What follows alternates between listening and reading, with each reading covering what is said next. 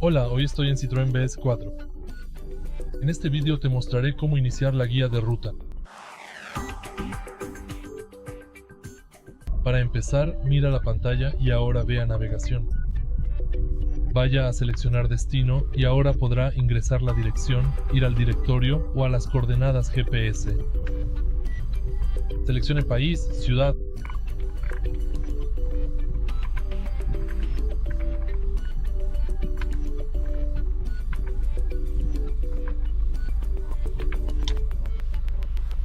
Camino.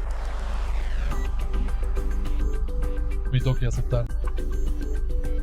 Ahora, seleccione criterios de ruta, confirme e instalar.